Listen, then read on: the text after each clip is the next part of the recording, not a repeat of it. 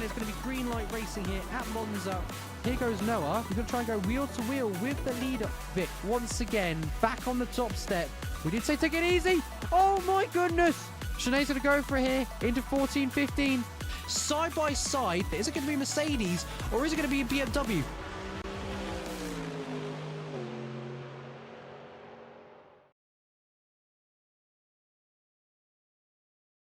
Hello and welcome back to the Phoenix Sim Sports Season 15 TCR Championship. And today you join us for the season finale here at the Nurburgring for round 10 of 10. What a circuit to round off an incredible season of racing here at Phoenix Sim Sports. My name is Yanis and I'm joined as always by Arthur as my co-commentator. How are you doing tonight, sir? Very well. I mean, we're racing around this beautiful track located in the beautiful German Eifel region. It's 5 kilometers and 148 meters long and just a beauty to look at. Oh, absolutely. And there's just so much history behind it as well. Of course, the Nordschleife being one of the longest circuits still in use today. Unfortunately, not in use when it comes to F1.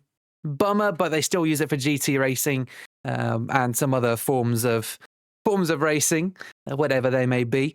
But of course, we have a championship to talk about, and as we do that, let's just have a look at what we're dealing with. So we are currently 3 minutes into our qualifying session. Tonight is going to be slightly different because it is the season finale.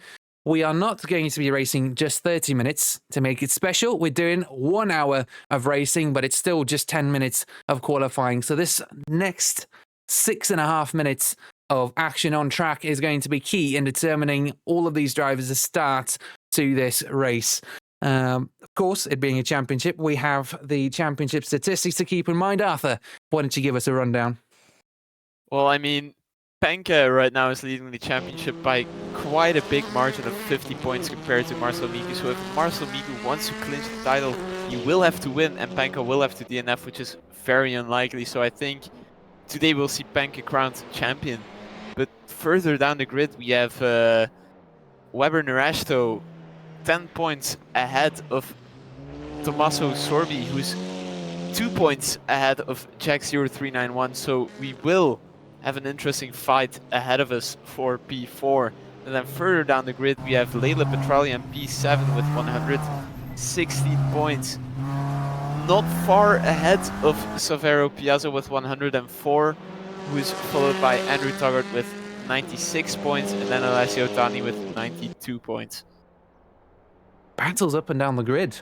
And we also mustn't forget Jack0391, who's only 2 points off Tommaso Sorbi for P5, so he could potentially get involved in that battle for P4 as well. In fact, just last week we saw him come in at P4, just behind Weber Narasto, who took his first podium of the season. Last week, we had the Buenos Aires people welcome us to their awesome circuit over in Argentina. And as usual, Penke continued his massive streak of 8 consecutive podiums in a row, which wasn't a race win this time. That went to Marcel Miku, who's currently on his second hat-trick of the season. He had a hat-trick from rounds 3 to 5, and then a P18 finish in round 6 that unfortunately stopped that streak, but he's picked it up again since round 7, and he's now on a hat-trick of podiums. Last week, he took the race to victory, a fairly dominant run from himself, doing very well to stay ahead of his championship rival, Penke, as we've talked about for probably a lot of these streams. Vittorio Day came in P7 last week, despite a podium at Laguna Seca the week before. So him defending his position is not going to be too difficult from Weber Narasto. All these battles are going to be very entertaining to keep an eye on. Yes, exactly, and especially around this track. I mean, this is really a track I think that is more made for these cars. If you look at how aggressive some of these curbs are here, I think they're gonna, I mean, the cars absorb them, so they're not gonna play a very big role, but knowing how to navigate them perfectly will have a very big competitive edge. Just being able to kind of get these curbs under control, especially through this section, actually, where we follow Weber Narasto in the Audi, as they're called the Michael Schumacher S's. Being able to make your car as fast as possible through there and keep a momentum as much as possible through there is going to be absolutely key heading into a potential overtaking zone, such as the Michelin Curve turn 10, and then of course that runs out onto this nice long section of road. I wouldn't quite call it a straight because there's a kink called the Advenbogen turn 12. But what are some of the other opportunities that we've got on track where we could see some side-by-side action? Well, definitely turn 1, massive hairpin, massive braking zone, which goes downhill, so that makes it very tricky. Can set up a very nice side-by-side for turn 2 and turn 3, where occasionally overtakes happen. Turn 5 will be more difficult to overtake, but after the fourth curve of turn 6, we definitely have the Dunlop curve of turn 7 to see overtakes happen at. After that, we have the Michael Schumacher S, not really side by side, not really overtaking, which takes us to turn 10, where we can see lots of moves happening, or setting up some moves to the Warsteiner curve, which sets up to the Advenbogen, and then the NGK chicane, the last real heavy braking zone of the track, where we can see overtakes happen, and occasionally cars going side by side, and then again side by side in the Coca-Cola curve, final corner of turn 50. Yeah, there's just opportunity all over the circuit to be side by side with someone, basically. The only bit I would probably hesitate doing that in, probably the most dangerous bit, is going to be those Michael Schumacher S's, because it's so easy to just dip a wheel in that gravel. It's just waiting to snap up your wheels. Yeah, like you said, everywhere else, there's enough space on the circuit. And I mean, saying that, even here through the Michael Schumacher S curves, as you can see here, yes, there's enough space to run on, but if your car's running on the limits, that corner is essentially a flat. You know, you're going through there flat out, left and right. You know, there's no lift or any kind of braking there. I guess the more conservative drivers who are maybe not as familiar with the track might lift through there initially just to get some good rotation on entry, because they're maybe not quite sure of how much they need to rotate the car, how much rotation the car needs going through there, how much speed they can carry into the corner, all these factors, yada yada yada. But most of the time, that's pretty much a flat corner. Well, yeah, I mean, what I'm seeing right now mainly from onboards is the drivers not really looking all that comfortable with all the curves here.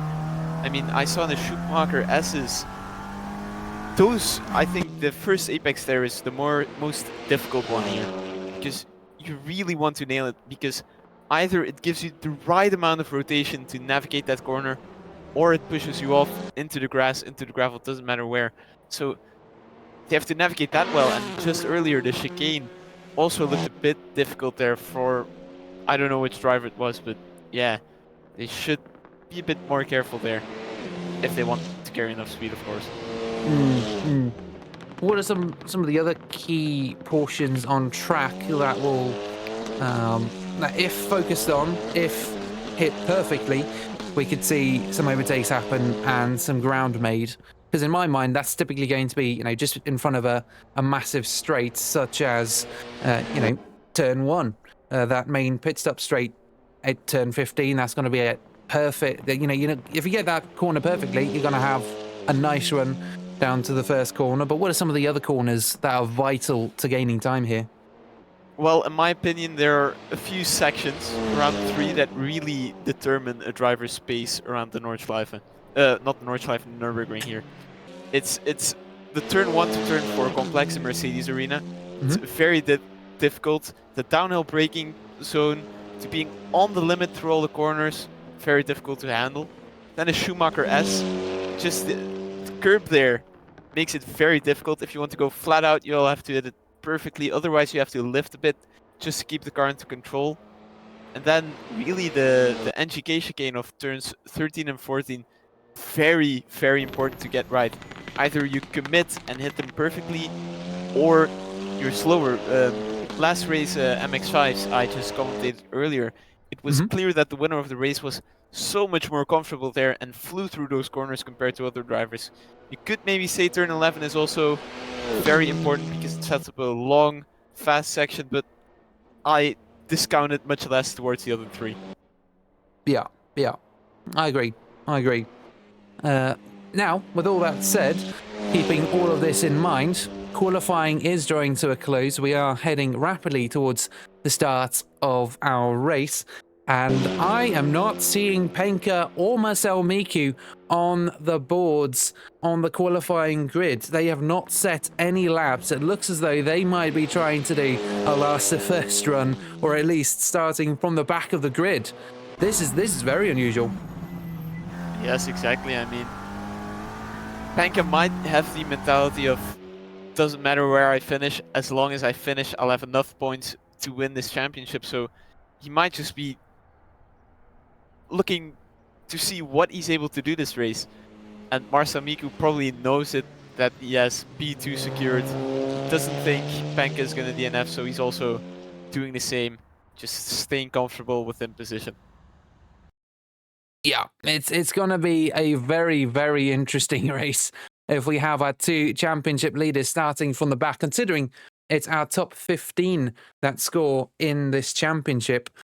And the fact that Marcel Miku has to win the race and Penka must not score a single point, it's looking very unlikely for Miku to take the championship victory here. Penka just needs to finish. He just needs to finish this race and stay alive, and he's got this championship in the bag.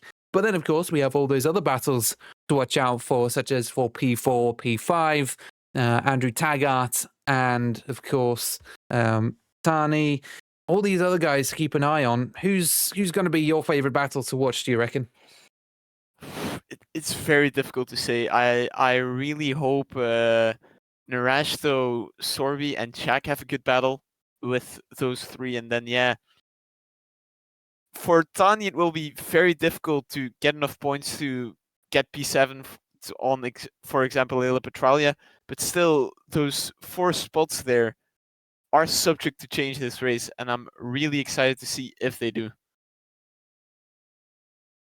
Yeah. I mean, last week at Buenos Aires, we saw some incredible racing for P10, P11, and, you know, they were fighting with everything in their, with everything that they got. It wasn't, oh, I'm not first, so I'm not going to fight for this anymore.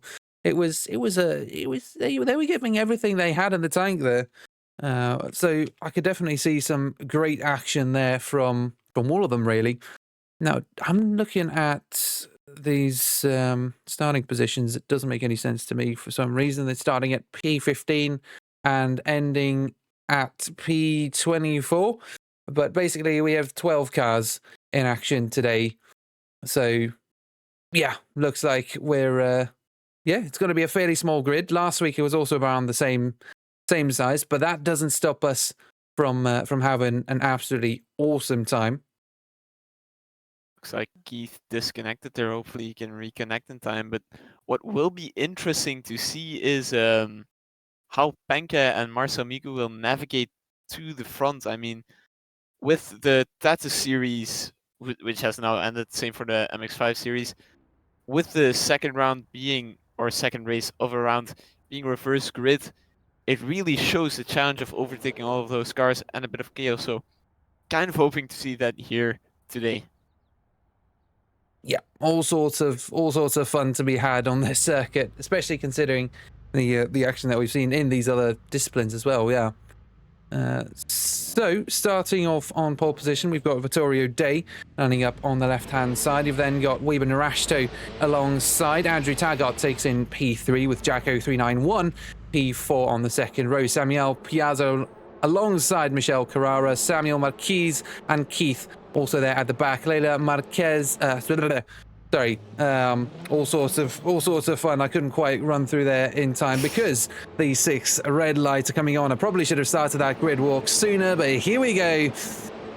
And it is go time. 12 cars go roaring down to turn 1 to start an hour of racing. Vittorio Day gets away well. We've been Narashto, his nearest rival, racing him down to turn 1. Not quite alongside yet, but there's still plenty of time as they head through the right-hander. There we go. He's already... No, he's still behind.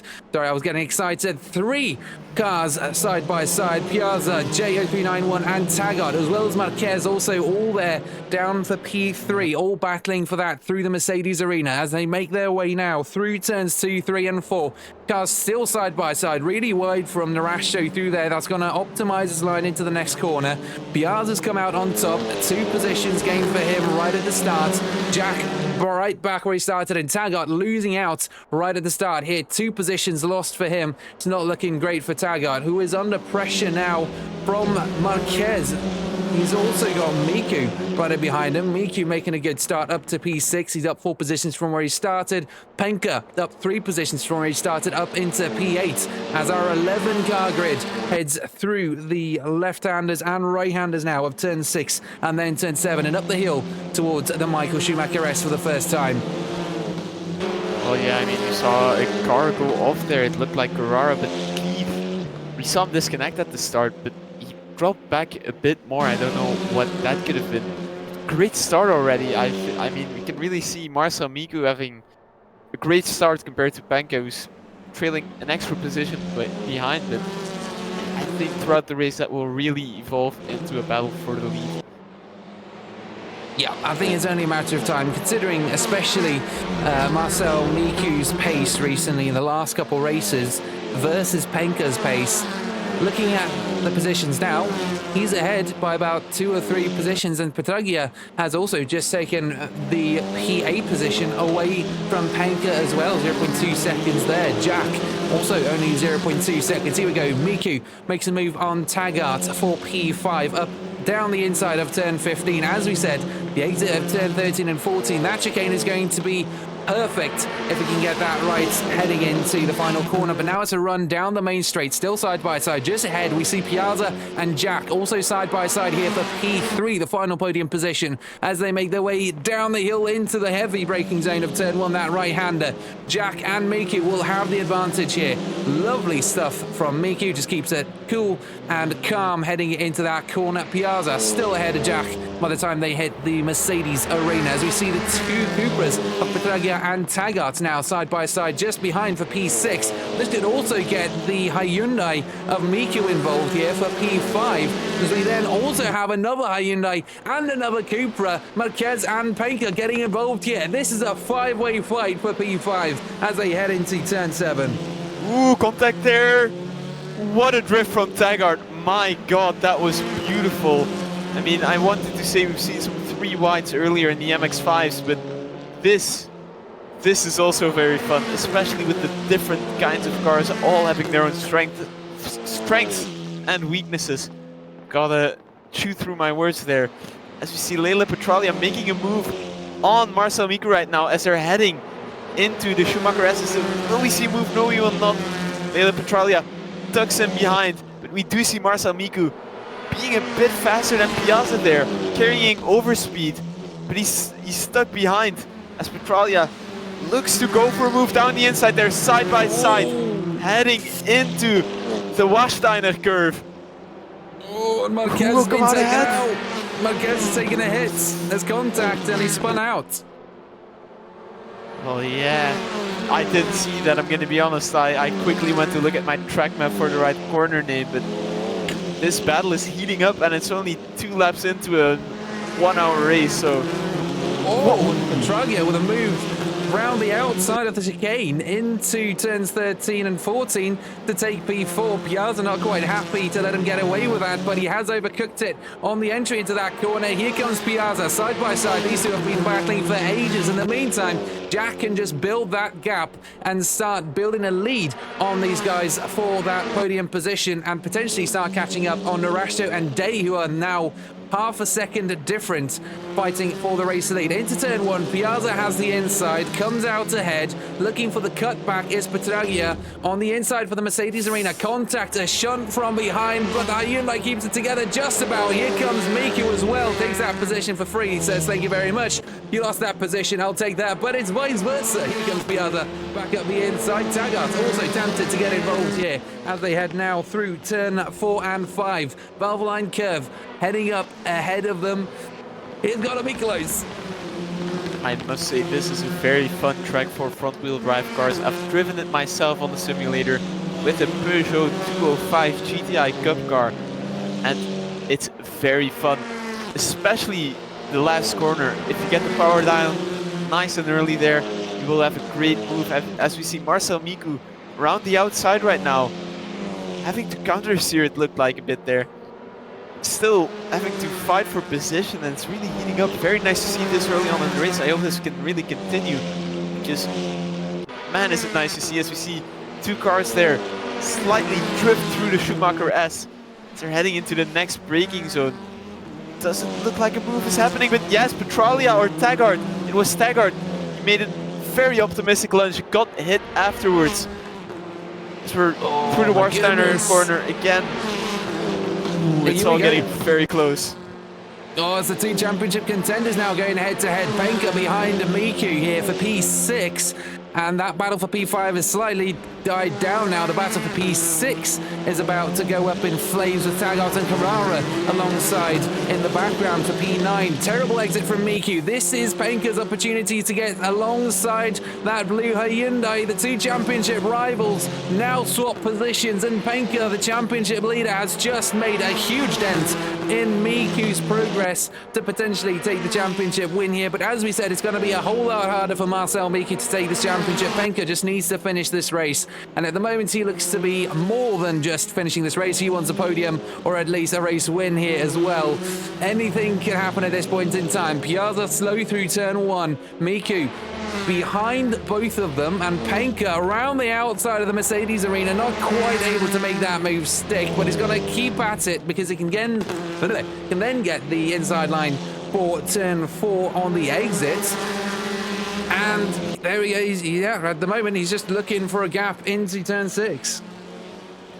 I must say we've had the camera on Marcel Miku during the final chicane 2 times now, and I've seen he takes the sausage curves a bit wrong, and I think it's costing him quite a lot of time as he goes side by side with Penka there. Has the upper hand right now. Leads from Marcel Miku. Will he make a look down the inside there? No, he will not. I think he's gonna tactically yield. Hope Penka opens up the doors compared to other drivers and just follow through and possibly fight for the end right now, or in the end right now. But Vittorio Day is leading by quite a bit, and then Jack has a 4-second gap behind Narasto, so gaps already forming right now. They will have to battle quite a lot through the field in order to win.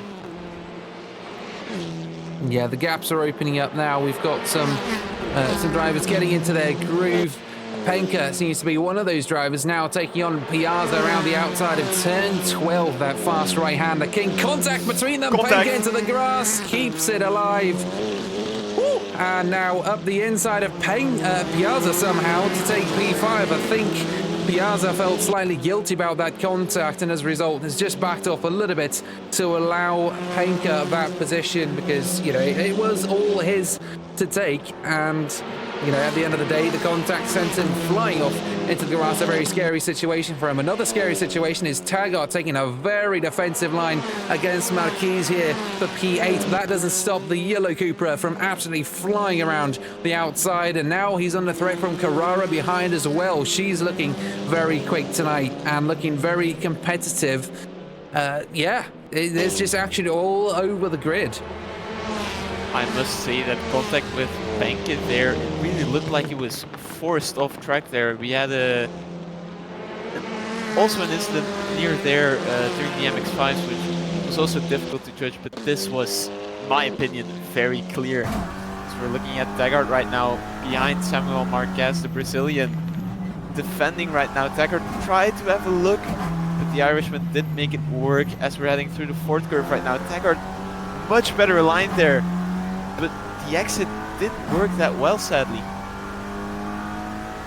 I think he's trying to play mind games on Samuel Marquis, trying to make it look as if he's going to go for an extravagant dive down the inside. But so far, he's held back and he's actually touched the gravel. This is potentially Carrara's opportunity. You can see the difference in speed that results from that error as we go through the Michael Schumacher S's. Yeah, using a lot of the curve through there. Both of these guys onto the grass. Yeah, exactly. I mean, hopefully it doesn't steal too much of their time, but I do think it definitely impacts, because it is a point of the track where you really have to speed up again and hopefully have enough speed to make an overtake stick. But grass there, especially if you both do, will not help you, especially not if you're also trying to catch the group ahead. Yeah, it's all about maintaining momentum and staying consistent. Vittorio Day doing very well in that department, currently 5 laps in, and he's built a 2.5 second lead for himself against Narasto. Taggart has got no lead against Carrara there as they head down the main straight and into turn 1. We also see Miku on the rear end of Piazza here, the two Hyundai Elantras heading into turn 1. That right hand around the outside, under braking goes Miku. Can he hold on to that position? Pushed wide by Piazza, but given just enough space to coexist on the circuit. Through the Mercedes arena again, no contact there. Marcel Miku goes wide on the cutback. Piazza hoped to maintain that position. Oh my goodness, there's contact. Marcel Miku sideways, and he stopped almost on the racing line, just off it. At least there's no contact from the cars behind, but he is now dropped to virtually last place. Keith is unfortunately the our one resident P-Last driver for today, unfortunately, 50 seconds clear of the grid. But Marcel Miku has now got to work his way through 5 cars to get to Penka, and he has to take a race win to take the championship victory. His odds are looking worse and worse as this race goes on. I hate to see it, but I think that incident, even though we're not even halfway through the race right now, not even 1/4, really is a deciding factor in this championship. And I think, yeah, it's pretty much over now. I mean, we already needed a DNF from Penka and a win from Miku in order for Miku to be the championship, and that would only be decided on who had the most wins then. So it's over now, but that doesn't stop the rest of the race, luckily, and the other fights happening, but very unfortunate for him there.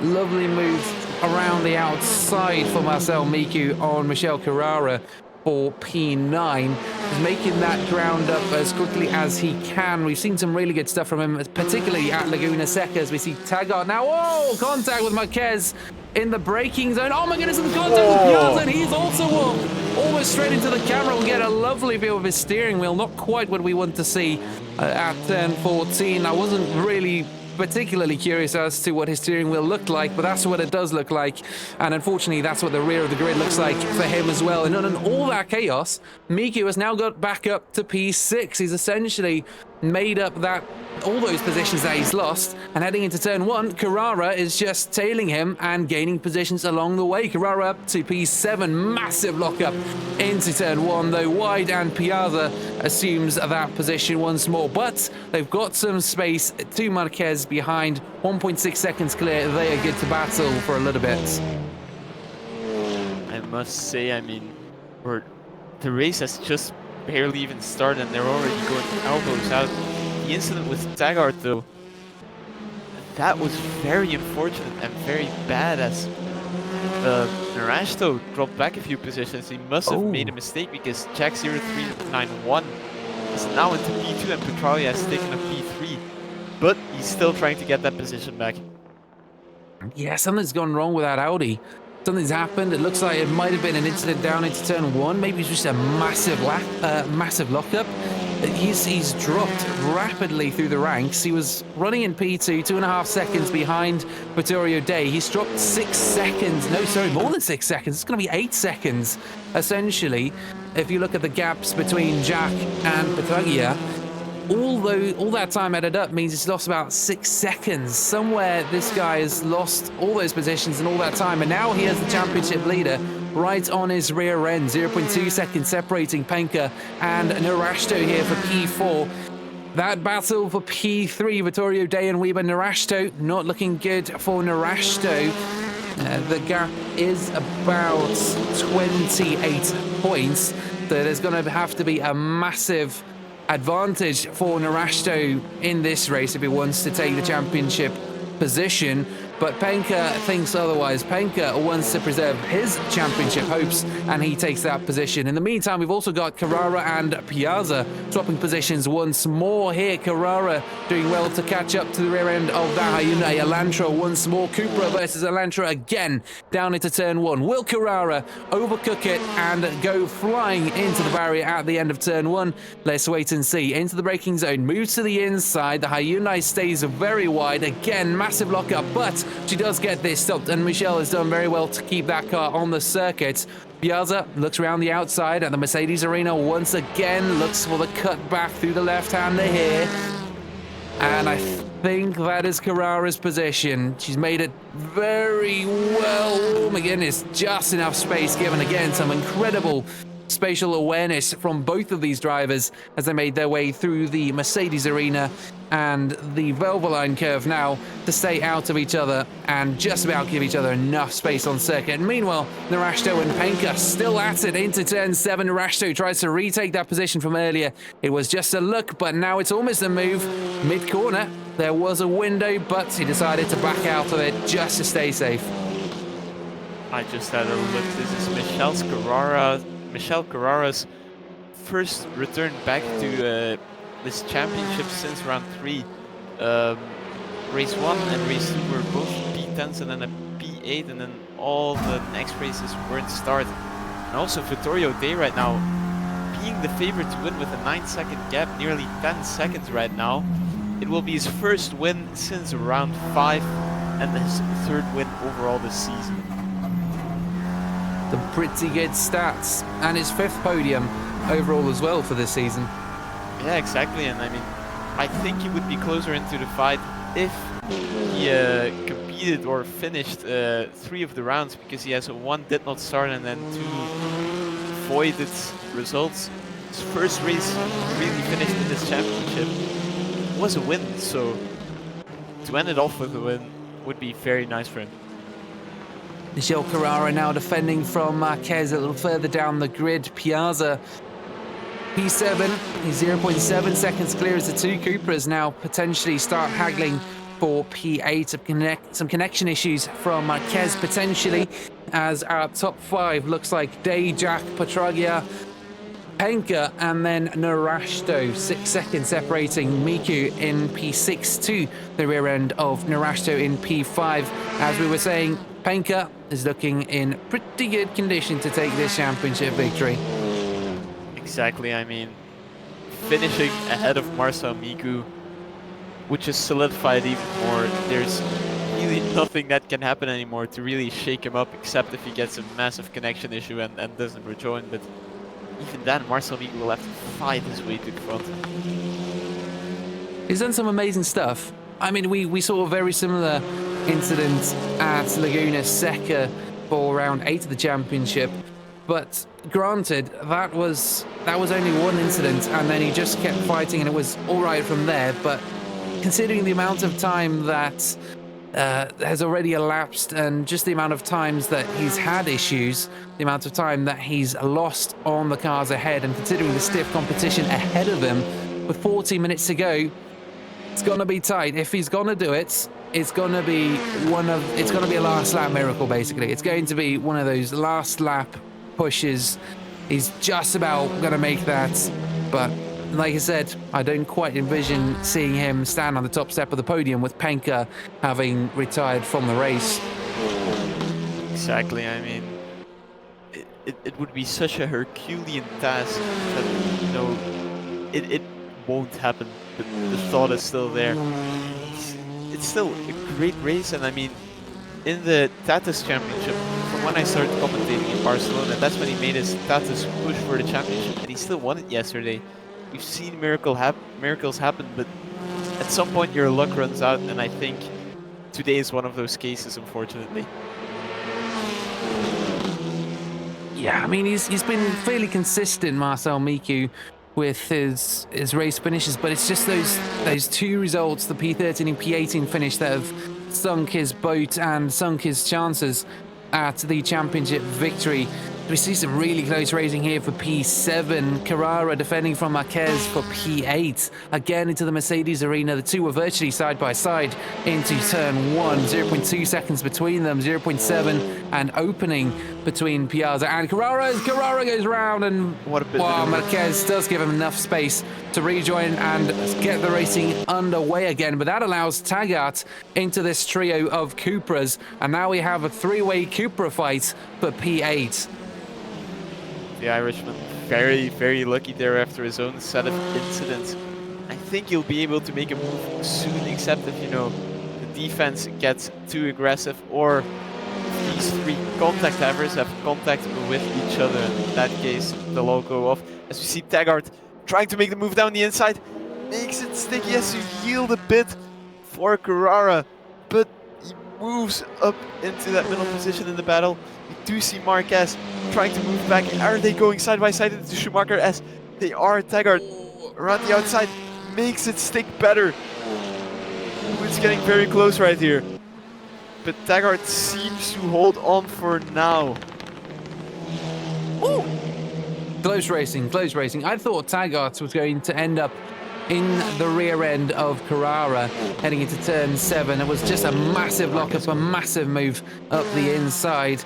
Very, very close. But now we see Penka and Petraglia now side-by-side contact, basically. Petraglia in the Cupra shoved aside my current championship leader, who takes the bottom step of the podium as his own. P3 is now the Hyundai Elantra drivers to hold, as he tries to close that gap now to Jack. 2.5 seconds, 2.8 seconds ahead, but Petraglia was to have a go at that gap himself. He's had some time to work on it. He thinks he needs some more, and now he's retaking that position from Penka. A lovely move up the inside. Very good under braking there for the right-hander as they now make their way through the Mercedes arena once more. I've probably said that about 500 times tonight, but you will hear it for 500 times more, because we have 37.5 minutes of racing still ahead of us. We're not even at the midpoint of this race, and we've had non-stop action. Almost 23 minutes of action so far. We still have a lot to go. Penka right up on the rear end of this Cupra. His best opportunity is going to be into turn 7. You can see the defensive line from the Cupra ahead, but heading into the right-hander, it's close here. What I think will be a deciding factor in this race is tire management. It's an hour-long race. The fuel tanks can make it. The tires probably can make it too, but they will be very low grip at the end of the race, I think. I think maybe a puncture, because we've seen some cars lock up quite a bit already. But, I mean, that will be a very exciting factor in this race. Absolutely. Just looking at the amount of tyre smoke that comes off of these cars during the race. This one in particular, 2x race distance, that's going to be a deciding factor. I think you're right. We've just had a comment from Keith on Twitch saying he had a personal issue, or as we see Penka have an issue with the Cupra. He's just gone for the move on the inside of turn 13, side by side once again heading into turn 15. We were here a lap ago. Narashto closing that distance in the background as these two fight. The Cupra still on the inside, still side by side as they make their way down the main straight now. The Cupra on the defensive line for turn 1. We've seen many a car lock up into that section of the racetrack. It is a high braking zone, and you are coming straight over a hill. There's a slight curve to it as well. Narashto in the background, looking for an opportunity here, side by side with that Hyundai. Goes for the cutback now into the Mercedes arena. Not quite. Petraglia keeping Penka distracted as they all pretty much go straight off the circuit and ignore track limits. That was quite a fun one last week, wasn't it, at Buenos Aires, when he had all the antics there. That was entertaining to watch, wasn't it? Now, I don't want to sound like a conspiracy theorist for this race, but I do see the Cupras look up so much more than the Hyundais and the Audis. I mean, we haven't seen much of the Audis, but we can definitely see more smoke come off of the tires of the Cupra. In general, they are a bit more aggressive, though, aren't they? On the turn-ins, they generally just generate a little bit more rotation, and that, under heavy braking, does not help them in the slightest. You can see that right rear of Petragia locking up a lot through turn 7. I think you generally see that with a lot of cars through there, though. It's not just the Cupra. Taggart, I'm just keeping an eye on that gap as well. P7 and P8 also on the line, heading into turn 7, coincidentally. Piazza in the Hyundai Elantra gone wide. Here is Taggart. Contact between them, and that battle takes a little nap, and we'll come straight back to that at some point in the near future. But we need to keep an eye on Penke's progress here. P3 is on the line for Petragia. It's his potential, well, it's potential for his second podium, of the season. I'm sure he wants to hold on to that position. Exactly. Late move on the braking. Penke still once again side by side. Penke does use a lot of the track there. I think he has found the perfect track limits there, because he keeps going over that curb, barely being on the track anymore there. Wow, this is close again through turn 15. Like you were saying, just through that chicane, he gets a lovely run. That sets him up perfectly for turn 15. But then it's a run down the main straight into turn 1. And as these two have battled over the past 3 laps, that has allowed Narashto once again right up onto the rear end of our current championship leader. To the Mercedes arena we go once more, but now it's the Audi on the inside of Narashto. Not quite. No, he's still not there yet, but Narashto is putting on some good pressure on Penke as well. This is some great racing here for P3. We also see Taggart and Carrara swapping positions again, battle the Cupras down in P8, P9 and P10. Oh, it's a lot of tire smoke. Yeah, just everything about this track. It's beautiful. One thing that I will miss, though, that we won't see probably on future games that will use a realistic version of this track, is sadly the Ring Racer roller coaster, which is sadly being dismantled. Not so fun fact I'm pushing out here. Did have the pleasure of seeing it myself in real life before they started the construction, but yeah. Still, it will be immortalized in this game, and it's beautiful to see here, especially when the cars are racing next to it. As we can see, Penke still behind Petralia, who moves out of shape a bit there. I think Penke will have the better exit out of this corner. Have a bit of slipstream there, he takes a bit of grass. I think we're going to see a move happening into the chicane right there. Oh, it's his favorite overtaking position, and it's usually a late move under braking, but he does look to the inside very early this time. The Cupra putting a defensive line through there as well as on the exit. They're not side by side for the first time in about 500 million laps as they head into turn 15 once again to end another lap. 13 laps of racing so far and 32 minutes of action yet to come as well. Piazza, P8, Carrara, P9 as Taggart managed to make a position on both of them and is up into P7. Marcel Miku closing the gap to Narashto, that Audi in the background. 5.4 seconds now. That was at about 6 seconds earlier. As he gets caught up behind these two fighting, he's going to be closing that gap. Of course, for Penke, with all this fighting, he does stand a chance at receiving contact or making contact and potentially crashing out of this race. He does need to keep that in mind. It's a way of risk versus reward. Does he really have to be fighting so hard for these positions when all he has to do to take the championship victory is just finish?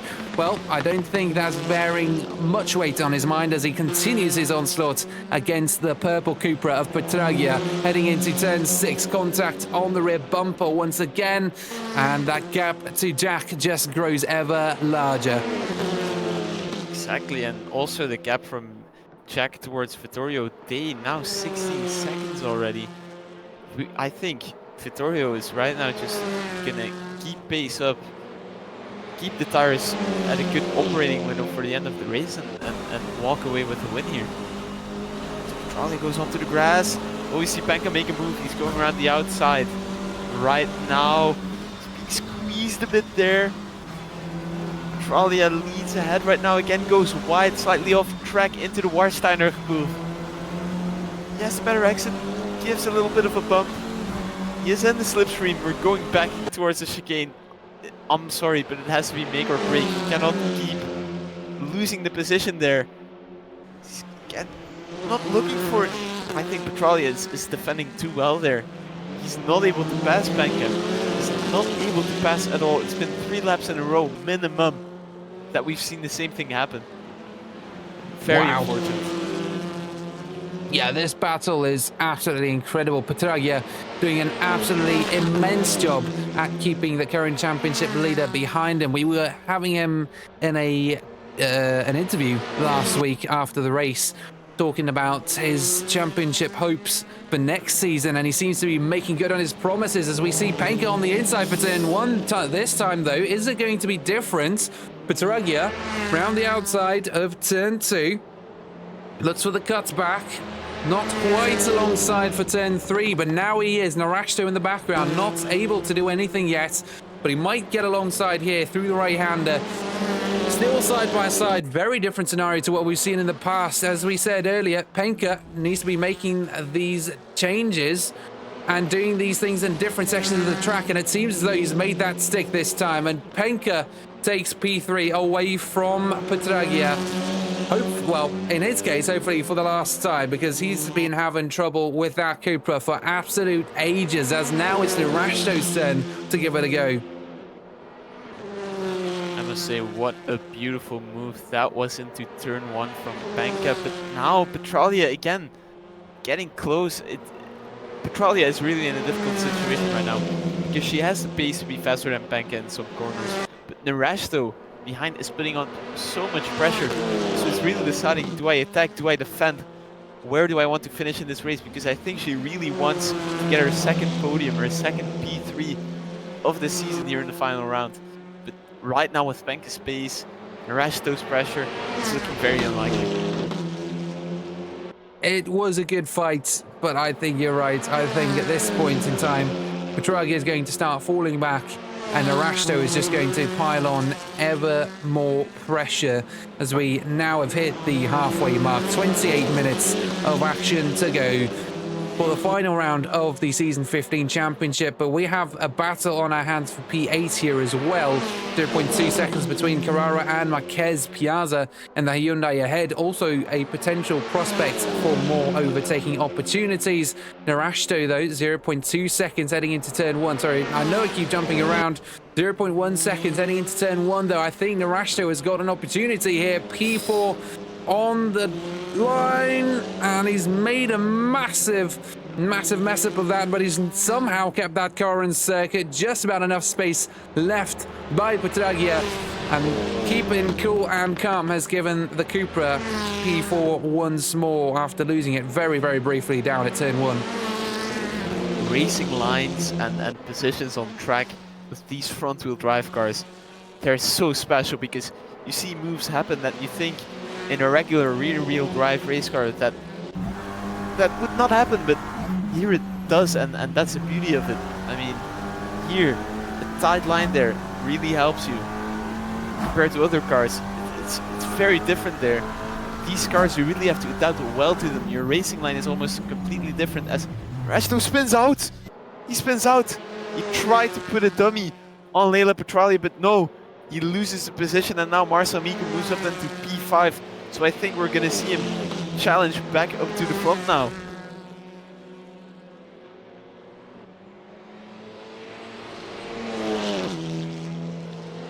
What is happening?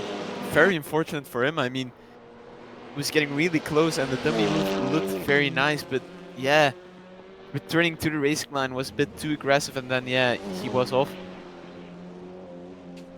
Yikes. Again. So 26 minutes remain for Miku to take the race win here. 26 minutes remain, or 26 minutes I should say, is the amount of time that Penka just needs to stay alive and keep the car on circuit to take a championship victory, as Narashto gifts that position. Yeah, as you said, it looked like such a lovely dummy. He just overcooked it on the return line to the outside, and then just got on the grass. And of course, his brake bias being slightly more to the rear, that has spun him out completely as he hit the brakes into turn 7. Very unfortunate, but at least battles are still going on for P9. Carrera right now in the final position, P10 since Keith DNF'd.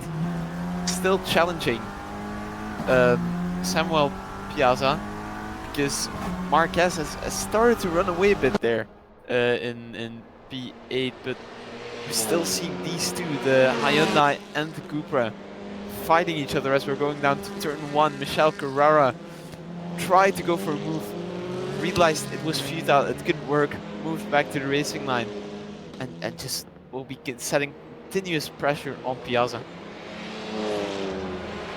Doesn't seem as though Piazza does too well under pressure, because he's had some absolutely awesome fights, but in almost all of them he's come out on the bottom. Carrera is the only other driver to come out further down than he is, and that's not going to stay that way for much longer if Carrera has his say. Around the outside of turn 5, it's going to be a tricky move to get done, but that gives you the inside corner for turn 6, the forward curve. And if you can maintain your momentum, that should give you a good run down into turn 7. Goes defensive anyways, though. Piazza forced to the outside for this move. Just enough space warranted round the outside, and Piazza's gone off into the gravel, and his challenge on the Cupra's position has diminished somewhat. I mean, there was some contact there, so could maybe blame that for what happened there for going off, but let's hope Piazza has the regular pace to catch back up a bit and fight Carrera again. So a quick overview then of your current grid. Vittorio Day leading the grid in P1, starting on pole position. He's had a flawless race so far. Hopefully this isn't the commentator curse kicking in at some point. He is maintaining his position in P1. Jack up 2 positions to take P2. Penka up 8 positions from where he started, down in P11 to take the final podium position so far. Petragia up 5 positions. Marcel Miku also up 5 positions. So still a net positive gain for our championship rivals. However, from there, it only goes badly. Narashto loses 4 positions. Taggart loses 4 positions. Marquez is losing positions as he heads into the pits for a pit stop. That is something we haven't talked about yet. Tyres, we'll get there in a second. But Narashto, Taggart have lost 4 positions. Carrara losing 2. Piazza has lost 4. And then Marquez obviously has lost 3 positions. And unfortunately, Keith, according to what he said on Twitch, he hasn't really provided too much info, but he said he had a personal issue. So it sounds like it might be something either IRL that's happened, that's maybe just caused some sort of issue. Yeah, it's a bit unclear at the moment. But for some reason, hang on, where's Narashto P6? Did something happen there? Might have. I mean, we've seen some mistakes from him, unfortunately, before, but yeah, he's under pressure from Carrara right now. Something big must have happened then. Very unfortunate race from him, coming off of a podium last race in Buenos Aires. Yeah, he had a massive spin. Forgot. Short-term memory loss as Piazza and Carrara still side by side, heading into the Michael Schumacher curves, and Carrara once again resumes P8. Piazza's challenge, unfortunately, unable to stand. It seems that Piazza's got the pace though, despite his issues with consistency and just standing up under pressure. He is good at applying pressure, and that's what he's doing to Carrara now. He's got some good pace on him. He just needs to do that consistently, lap on lap, if he wants to take this position. Another battle to keep an eye on is, of course, Taggart and Narashto. Narashto is currently P4 in the championship. Andrew Taggart is P9, and Taggart has not had a podium this season yet. Narashto has had a couple. No, sorry, he's actually only had one at Buenos Aires last week. But he just, in general, his pace is generally higher, as again, Piazza... Oh no, it's Carrara going to the pits. Carrara also heading into the pits. The Cupras, as you said earlier, maybe a little bit more tire degradation than on the rest of the field. Yeah, exactly. I mean, could be because of their shorter wheelbase compared to the other cars. I think the Audis is a bit bigger and the Hyundai is clearly much longer. So it's really becoming an issue for those cars. Again, through that corner there, smoke from the rears. I think if cars are going to pit, it will be almost all the Cupras. I think the Hyundais have been clearly the best choice of car this season, and you know, it's clearly working for them well this race. I mean, 1 hour round. I think we're not going to see any Hyundai pit. I mean, there's still time. There's still 20 minutes to go. We're through 60% of the race. There's still 20 minutes for these drivers to pit, and we've seen 2 Cupras head into the pits. We could still see someone go in at the last 5-10 minutes. It really depends on how the car's feeling. I mean, Taggart's rear end must be on fire right now. These tires must be cooked to congratulations, or otherwise known as extra well done in the cooking world. It's that fine line between well done and overcooked, or as Then you get the other extreme of black and ash, but we won't quite get there, although his right rear tyre might be thinking, ouch, I am burning here, I am being turned to ash through turn 15, and that exit has maybe not quite benefited his hopes of making a position before they get to the braking zone for turn 1. But of course, we've seen many a move from the Cupra into this overtaking zone. Nurburgring slightly nervous there, a little bit all over the place, not quite the ideal racing line through there. The Cupra looking for a cut back through the Mercedes arena once again, unless the Audi can keep it tight. Does keep it nice and neat through there though, and I think Taggart's opportunity at taking that position is slowly diminishing as his rear tyres burn out past the point of no return. Soon they will be incinerated and we'll have a puncture, I think, guys. But yeah, I think he will definitely be one of the drivers that would need to pit. Again, every time that corner, the rears are begging for their life, begging to be let go, because it's 40 minutes into the race. If he pits now, they will be in a very good status for the rest of the race. He has quite a big gap to the cars ahead. I don't know how long a pit stop takes, but he does have the margin to not finish last, I think. I think also Vittorio Day, he will not have to pit probably, but even if he has to, he still has a big gap that could keep him safe. Now, with all that said, Marcel Miku, in the meantime, has been working in the shadows to close the ground on the other purple Cupra of Leila Petragia. Here we go, P4 on the line for Marcel Miku, heading into Painter's favourite overtaking zone. Almost said Marcel Miku's favourite overtaking zone, not quite. Petragia has seen many a move into turn 15. It seems as though he's done well to amend his lines through there. But on the exit, that's not quite gone well for him. Again, that rear right on the Cupra is overcooking as Marcel Miku is now cooking down the inside of the Cupra heading into turn 1. That right-hander is going to have the advantage into the heavy braking zone. The Hyundai, very good on the brakes, like we said earlier. Very stable, minimal lockup there into turn 1. And a stunning overtake from the blue Hyundai. It's not over, though. Petragia, we're looking for position. Oh, there we go. Applying some good pressure. Getting under Marcel Miku's skin and doing very well to force that Hyundai wide in the Mercedes arena.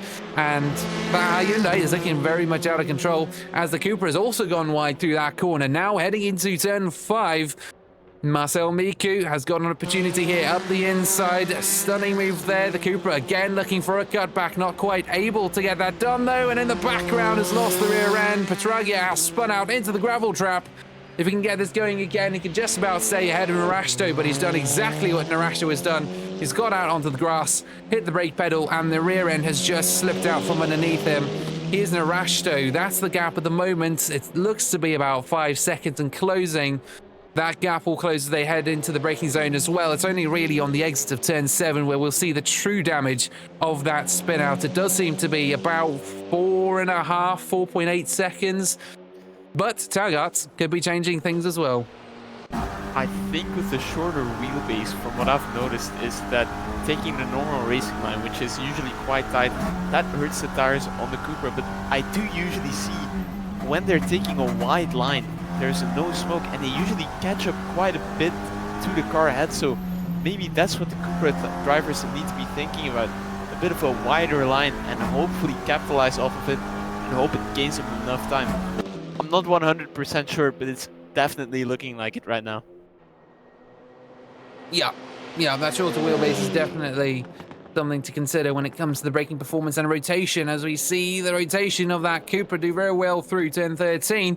The Audi playing to his strengths, using the curbs as much as he can. It is a very stable car, and he makes his way now through turn 15 under good pressure from Taggart, still managing to stay ahead by some miracle. And somehow Taggart's tyres have not gone up in flames yet. They have not turned to ash yet. But there is, of course, plenty of opportunity to do so in the last 15 minutes of this race. Turn 1 seems to be a particularly good zone to do that, although the Audi does so as well. Penke, in the meantime, has closed the gap to Jack for P2, down to 0.7 seconds. Vittorio Day, 24 seconds ahead of that Hyundai Elantra ahead. That's just disappeared off your screen that you will see in just a few moments. It's a red and white one.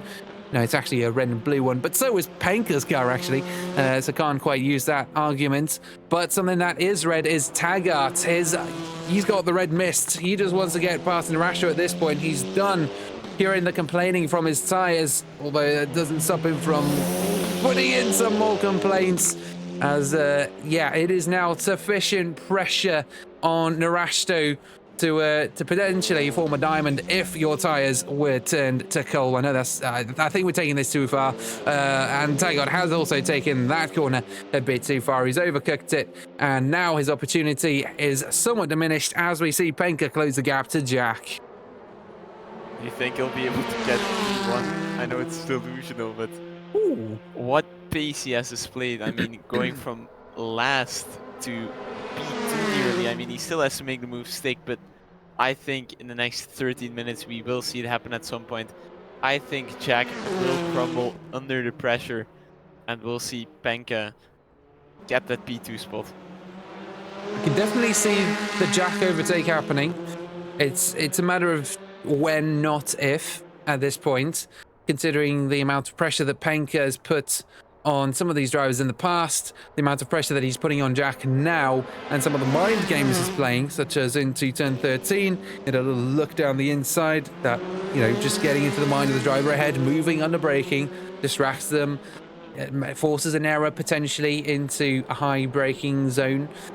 But as for taking a race win here, yes, no, I don't think that's happening. 12 minutes is going to take a mistake from Day and some really, really good consistency and pace from Penke to take that race win. I mean, he's been displaying some really good consistency overall this season. You know, as we said, as we've quoted a few times, 8 podiums in a row for this man, and it's still going. If he gets a podium today, that's going to be the hat-trick of hat-tricks, 9 podiums in a row for our current championship leader. But 25 seconds in 12 minutes against a driver who this race has displayed nothing but consistency and more pace than Penke, I'm not sure that's going to happen. Exactly, as we see Taggart right now is still on the tail of Nurburgring. Will we see a move happen into the Dunlop curve? Probably not, but I think Taggart will be putting a bit of pressure there.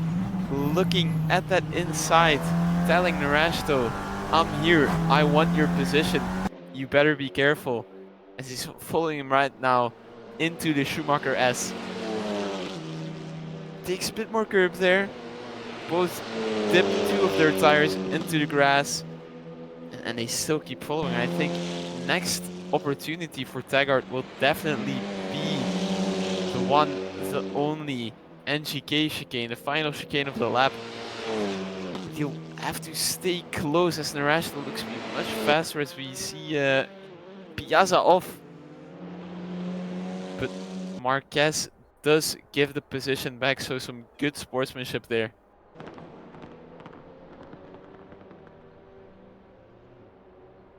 Ooh, contact there when Taggart tried to make the move. Will Nurburgring give the position back? Doesn't look like it.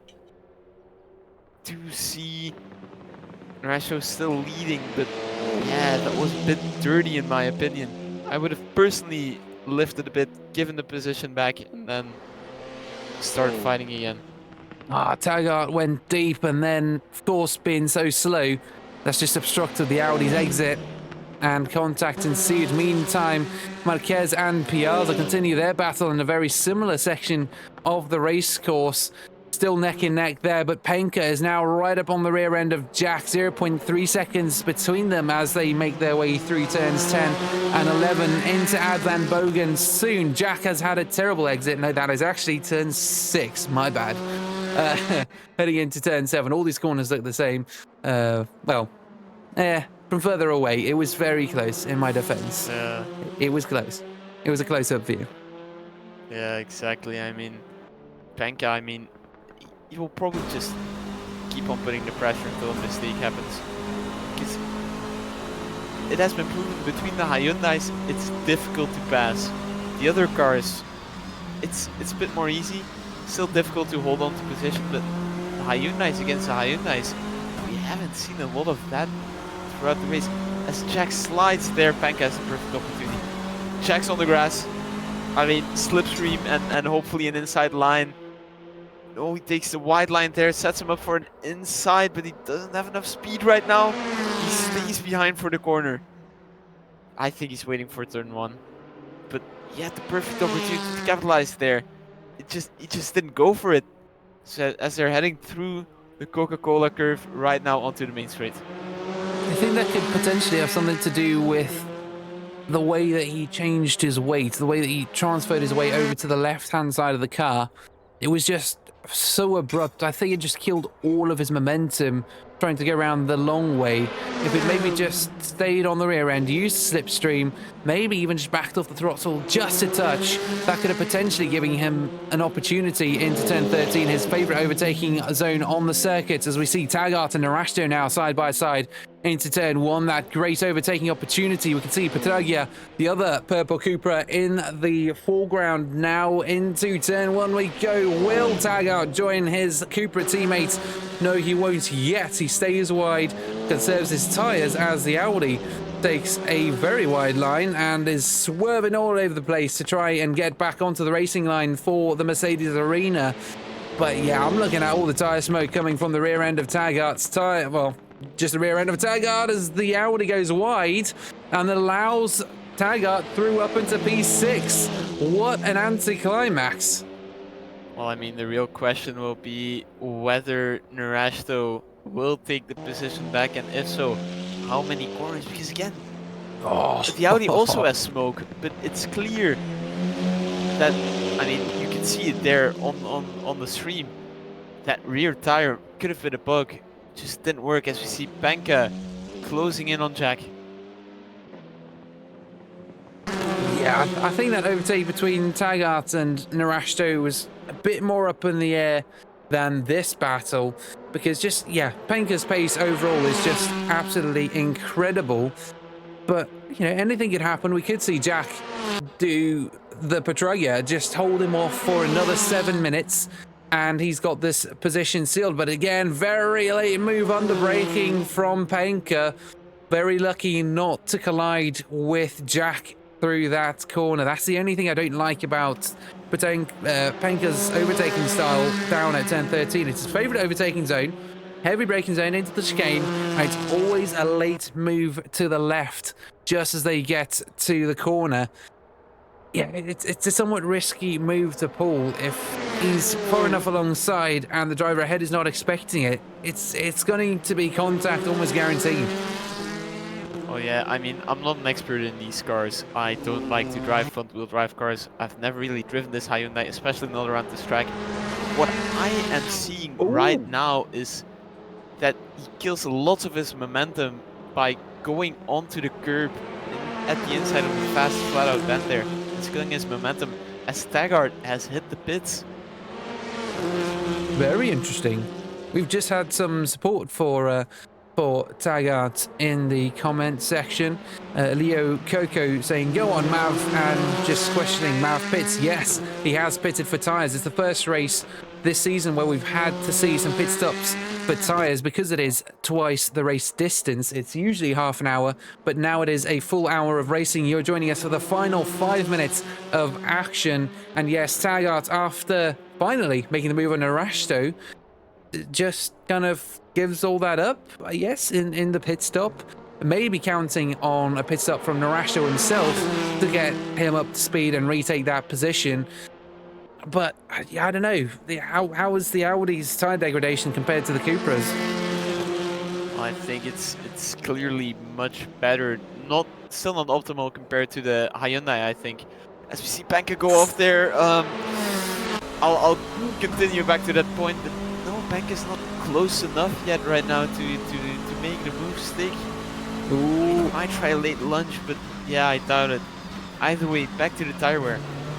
It's clear the Cupra looks like the shortest car. I haven't compared it side by side with the Audi. But it's clear that car is struggling much more with the rear tires compared to the Audi, which smokes occasionally. And then you have the Hyundai, just barely anything. Maybe if we're lucky, we see one bit of tire smoke coming from that car, but no, not really until now. Yeah, I'm looking for any kind of indication of, you know, other than the short wheelbase that could indicate why we might be seeing more tire degradation from the Cupra. Just looking at the stats for our cars, Audi RS3, I'm kind of looking for stuff like the chassis and aero, you know, looking whether it's got a front splitter, rear wing. I think they all do. They all have some aero packages, because if they have less aero and stuff on the rear, obviously that takes grip away from the rear end of the car on the rear tires, oversteer, and therefore degradation on the rear end of the car. It's not really saying anything about aero for the Hyundai Elantra though, which is interesting. But I mean, it is just a ChatGPT summary, so probably not the most accurate thing to consult 3 minutes before the end of a championship finale. But hey ho, you know, you use whatever you can. But yeah, I think it generally is just the shorter wheelbase from the Cupra. Yeah, I think that is pretty much just the defining feature that separates it from the other cars when it comes to their tyre performance. Yeah, no, exactly. As Carrara went back into the pits and Piazza lost a position to Marquez, Panka, I don't see him making the move anymore for P2. I mean, we still have around 2 laps, I guess, to go. Maybe. Yeah, no, I think it's going to be 2 laps. Yeah, it's going to be 2 laps. Takes about 2 minutes and 6 or 7. Oh, Jack's gone wide. He's taken the escape road. Oh, there it is. There's the move. I think, Arthur, it's the reverse commentator curse. It's, yeah, Jack goes straight on at turn 13, and Panka takes P2. 28 seconds to close in about 2 minutes. Time for miracles. And for Marcel Miku, it seems as though it will take a miracle for him to stand a chance at taking this championship victory. He's up in P4 at the moment, Panka in P2. Panka doing very well to make some ground this race and get up into that position. Marcel Miku, 10.5 seconds or so up to the rear end of the final podium position. P3, Jack himself was now almost a second off of Panka. Panka just continues growing that gap. Marquez and Piazza, 0.3 seconds separating them for P8. We can see this battle continue on through into the final lap of the race. We'll keep an eye on these guys as well. But Vittorio Day, he has done an absolutely impeccable job this race. Perfect performance from him, 28.5 seconds ahead of Panka. The very spitting image and definition of consistency. Yeah, exactly. What a beautiful race led by him. Started from pole, will finish this race, maybe even with half a minute gap, but I really wonder what happened to Jack there in the final chicane, because it looked really strange. Yeah, it looked like just a lockup into that corner, maybe the tyre degradation getting to him, a little bit of extra oversteer, maybe just as he started turning in, and, you know, less grip on the rears, a little bit more rotation than he wanted, snap back to the other side, tries correcting it, and then just goes straight forward. I mean, that's typically what would happen in my mind. But just looking at the pace difference between Vittorio Day and Penka, 29 seconds up from the 28 seconds that we saw before. Hang on, Penka and Jack are swapping positions once again. Has the opposite happened? Has Penka now gone straight on and Jack retaking that position? We are on to the final lap of the race, and Jack is now in P2. Our championship leader drops to P3 in 0.7 seconds of the P2 car, heading down the pit straight for the final time this race. I mean, it didn't look like he went off, but something must have happened. Either he is in a crisis for fuel right now, which I doubt, but it looked very strange. I mean, throughout the lap I saw the timer drop down slightly and slightly and slightly, so maybe he does have issues with his tires. We don't know, we won't know yet, but yeah, I think everyone's got that strange. issue. Everyone has hit the standard of congratulations this race. They've all hit the extra well done level, except for Vittorio Day, who just continues building that gap. I mean, what a beautiful race this has been, and a great season finale. Vittorio Day nearly entering Sector 3 already. A few more corners and he has gotten his third win of the championship as he's going through Warsteiner curve right now. A little bit of smoke there from the Audi, but yeah, he's done it. He's gotten pole. He's led every single lap of the race. And right now, heading through the final chicane, keeping everything calm. 30 seconds he has racked up this entire race distance. 1 hour, 30 seconds. Very beautiful to see as he rounds up the Coca-Cola curve. Final corner. Vittorio Day wins the final race of the Season 15 TCR Challenge and wins his third race this season. Last one was won in round 5, but he has done it here today. He fell into the void. Incredible stuff from Vittorio Day to take the race win here at the Nurburgring, but it's going to be a fight to the line for Jack and Penka as to who gets to stand on the taller step of the podium. 0.4 seconds as they head out of turn 15. It's going to be neck in neck as they come across the line. 0.2 seconds. Penka closing, but Penka has to settle for third. But I don't think he's going to care too much because he is now your Season 15 TCR champion here at Phoenix Sim Sports. Incredible stuff from Penka this season to take the championship victory. Ultra consistent with a finish not outside the top 4. He's finished on the podium 9 times in a row since round 2. He has completed the hat-trick of hat-tricks to take the championship victory here at the Nurburgring. And Jack doing very well to hold on to that position and take his first podium of the season on the final race. Wow. That was some incredible stuff from Jack to hold on to that. Some incredible racing. Miku also doing very well to close the gap to the rest of the grid. But unfortunately, luck was not on his side this season. He'll have to come back again next season to make another challenge.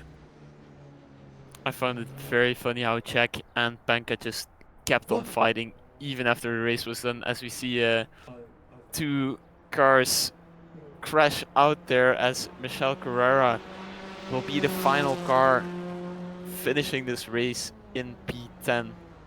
Everyone did a great job here. What a beautiful season, what a beautiful season finale. And yeah, this track brought us an amazing hour of racing.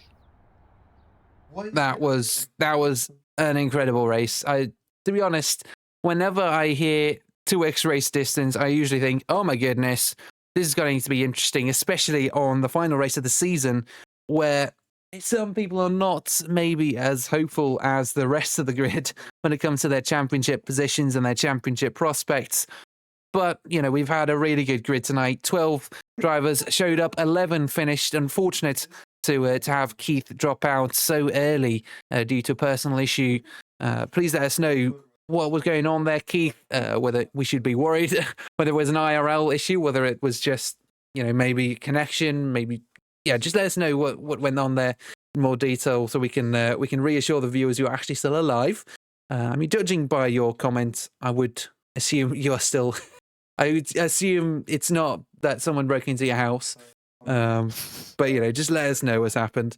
But yeah, as for the rest of the grid, amazing racing from Piazza, from Petragia, from Piazza, from Marquez for those positions further down the grid. As we said last week, just great positions.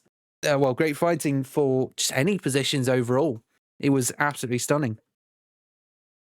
Yes, exactly. And I mean, we will have some drivers here soon into the commentary box to interview. We'll see how many will be able to join us. But yeah, what an amazing race we had here today.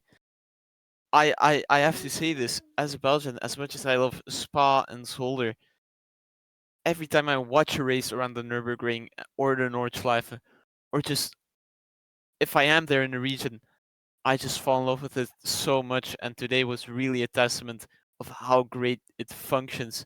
No matter what car, it just works. Every time it delivers a great and amazing race like today. And it never fails to entertain as a season finale. I've seen many a season conclude here at the Nurburgring. I don't know what about it is such a good thing for it. But yeah, it just seems to be such a good place to conclude any kind of racing season, as we now bring in 3 of our racers. We have Petragia, Miku, and Taggart join us up here in the commentary box. Welcome, gents.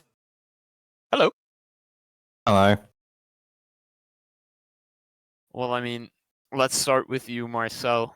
Unfortunately, P2 in the championship, still P2 in the championship, so that was very good. Did you talk with Benka before the race and decide not to qualify and give yourself the challenge, or how did that come about? They were just system failure. Couldn't get into the track in time. All right, and then throughout the race, you had quite a few positions you gained, but at some point you got pit maneuvered. Talk us about what happened there and how you were able to recover from it. Honestly, I have no idea what happened there. I think probably maybe a misjudgment of the brakes, but can't really tell. I mean, I did see that Piazza was quite aggressive in his defense. So I already knew this guy would be a bit of a iffy one to go up against.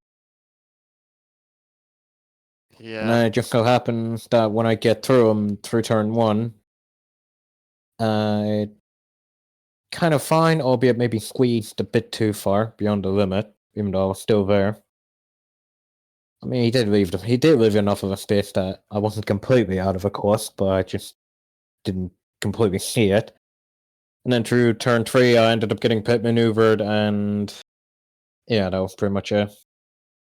Yeah, and then my other question is, did tire wear have a big effect on your Hyundai? Because we did see quite some Cooper spit, and if it didn't affect you, why do you think that is? The car was just undrivable, I think, to be honest. The Hyundai, undrivable. I mean, it felt undrivable, to be honest. I did try a new experimental setup I tried, but I think even if I had the normal one, the car just wouldn't be drivable with the ballast. All right, because I think the top 3 or even top 4. No, I mean the race was won by Audi. My bad. But P2 to P4 was all Hyundais, I think. So interesting. Now onto our two Cooper. I'm sorry, Cooper drivers. I'll start with you, Maverick. You had Hello. to pit at the end of the race. Yeah, drive-through. Ooh. Yeah, we were going to be doing a no stop because I had plenty of fuel. My tires were feeling fine, and yeah, we just cut the track one too many times and cut the drive-through. So yeah, bit unfortunate. We had an awesome battle towards the start of the race. I hope you guys really enjoyed that. That was some fire. Couple of little mistakes, but we came back and started battling HCE. but he was a complete roadblock, so we couldn't quite get through. And I think we probably could have challenged Layla if we'd have got past HCE, but yeah, one of those things. Overall, I've really enjoyed this season, and it's been an absolute pleasure. These cars are so much fun. They generate so many battles, as you say. So yeah, looking forward to seeing what next season brings. Great to hear. Very surprised that tire wear didn't come into effect, because we saw quite a lot of smoke come off of the Cupra's rear tires. And then our final person in the commentary box right now, Leila Petralia. Great race, also great battles you had throughout the race during the 60 minutes. Talk us through it. I mean, yeah, it was a nice battling. Obviously, it was really fun, especially with Penka and Weber. I think I could have kept the position, but I'm sure you saw what happened. I don't want to go into detail, because if I do, then yeah. But I'm honestly a bit pissed. I had the pace in practice, I had the fastest lap in practice, and throughout the whole qualifying I cannot put one lap in. I don't know why. I just kept going wide at the Schumacher S's. And yeah, well, so I had to start from the back. I could have started more in front, and if I did, I probably could have gotten a bit more advantage. Probably could have gotten AP3. But yeah, I'm pretty pissed, because like everyone found pace the last second. So at that point, my lap was an average lap. So yeah. Either way, still a great race, great defending also. And I mean, I don't know how the championship has been wrapped up now, but I think still great campaign from everyone here. Thank you. Not really. My season was pretty under the grave, but yeah. Started off getting spun out in the first race, in the first minute, but yeah. Yeah, I can call Yeah. the same with my performance. Absolute rubbish. Probably deserve to go to jail for that, to be honest. Well, I mean, you still tried and held a very long campaign in this season, despite having 2 very off races. Do you have anything to ask Yanis, or? Not in particular. I mean, we've heard some stuff from Petragia and Miku last week concerning your goals for next season. Is that still due to happen? Are those goals still in mind? Obviously. I mean, go on. No, you go. Yeah, go on. No, you go. Okay. Well, I was trying to say, honestly, with D-Car, it's been rather tricky. I did hear that for the next series, we're going to be running some newer vehicles. So I'm curious to see how those go. I mean, the ambitions are there. I think definitely the victory is on the cards, but it's going to be a tough one, especially with new cars and new handling.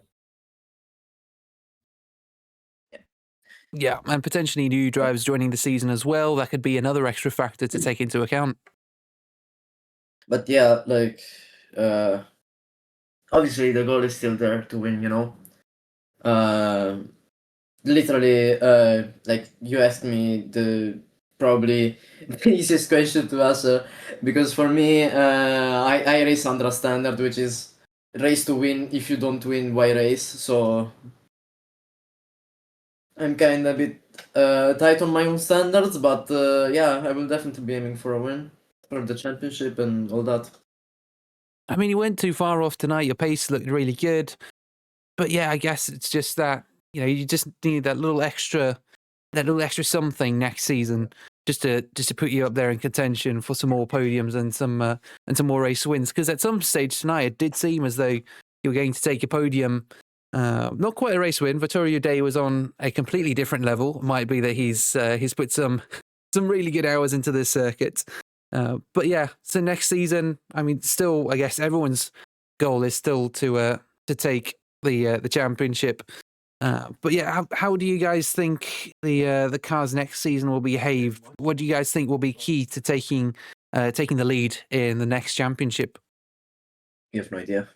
I don't know the cars myself. I don't know. Probably Maverick knows them, but Yeah, I mean, it's going to be a new technical challenge. It'll be basically a reset for all of the drivers. So we may very well see some mix-ups in the grid. It may very well be who prepares best is the one who gets, the jump at the start, and they're able to put away enough points to take a lead in the championship. But I think it's going to be interesting. As we say, this class tends to generate a lot of really good racing. Also, the format will change next season as well. So, we're going to have be introducing reverse grid races as well as longer races. So consistency will be even more key. I think it's going to be a really, really good season. I think in terms of what I'm going to be looking for from these newer generations of cars is better brakes. That's the first thing. Because I'm kind of getting tired of dealing with this brake syndrome all the time. But yeah, better brakes, a stable platform, and that's pretty much it. Yeah. And I mean, it's all still going to be roughly the same when it comes to the regulations. Still going to be touring cars, front wheel drive, all that good stuff. But yeah, I think the racing will still be fairly close, just like this season. And I'm really looking forward to it. I don't know about you boys, but I think season 16 is going to be an absolute banger, especially if we get any new additions to the grid. Do you guys see many new people joining? Maybe could you guys see maybe some other drivers challenging for the championship victories? Yeah, definitely. I think the way that TCR is growing, I think there'll be new challengers there. So we're always open for more to join. So and hopefully with the rebalancing of the cars for next season as well, that'll attract even more. So I'm really, really looking forward to it. And hopefully I get a fellow female with me, because I'm being the only one so far that has raced. Yeah. Hopefully more ladies join as well. We'd like to see more ladies racing as well. I'm lonely here. Hello, join up. Exactly. I mean, I think we've had a few women join over the course. I think MX5 we had Angela. Yes. Yeah, but she did like 2 races. Yeah, that's right. We had Kiri drove in ACC and a couple of AC races, if I'm not mistaken. So yeah, for sure. But working on it. Maverick, I need on the new cars. I need a nitro button. I tell you right now, like I need 50 psi of turbo with a button. Like anyone that subscribes to the Twitch gets a nitro button. So yeah, there you go. Oh, I already did. Like I'm pay to win. Literally pay to win. No, it's not even paid. The DRS, TCR. Yeah.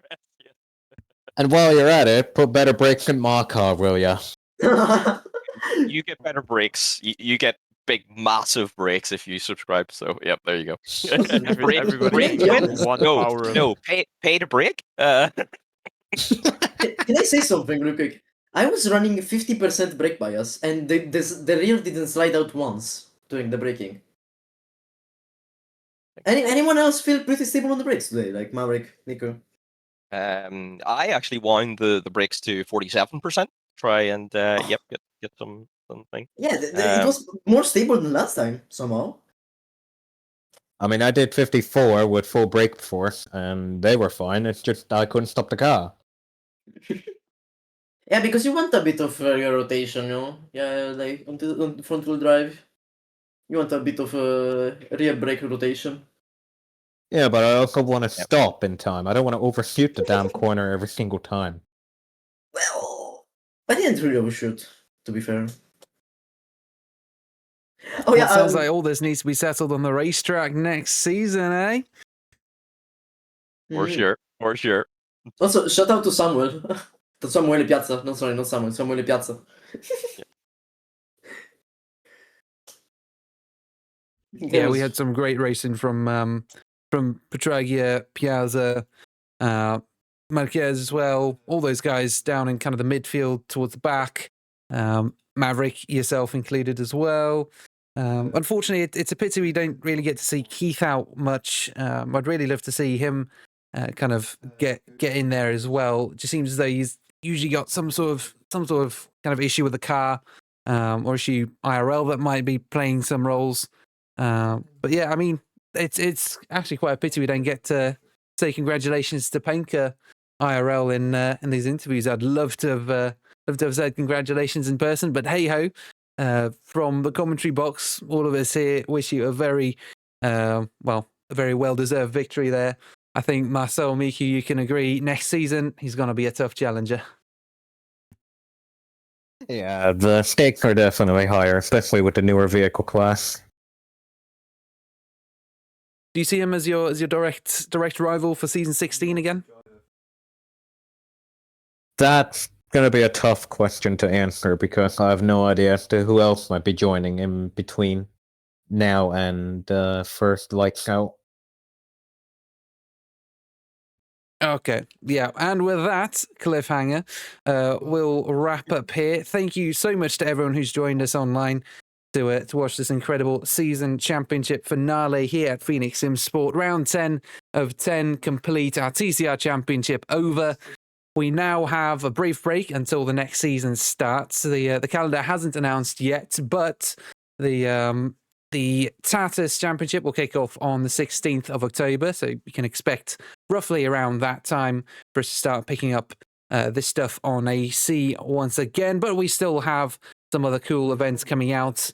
I'm not sure, is Le Mans Ultimate still running during the interseason break? Oh yes, a fun event, a 2.4R. Not this Saturday, in 2 weeks' time. So yeah, that will be an awesome event at Le Mans and a multi-class event as well. So it should be good fun. Awesome. So if you're in any doubt and want to see some stuff and just generally want to get involved for next season as well, be it MX5, Tatus, any of our ACC or AC events, then do join the Discord where you can find out more. You've also got all our other socials to check out in the meantime, and you could potentially, if this is your first time watching, rewatch season 15, see what we're all about. But until then, you'll have to keep yourselves entertained as we log off for tonight. This has been Jan, this has been Arthur. We've had Miku, Petragia, and Maverick here as well with us. This has been TCR at Phoenix Sim Sport. This has been season 15. Thank you so much for joining us, and we'll see you all later. Good night.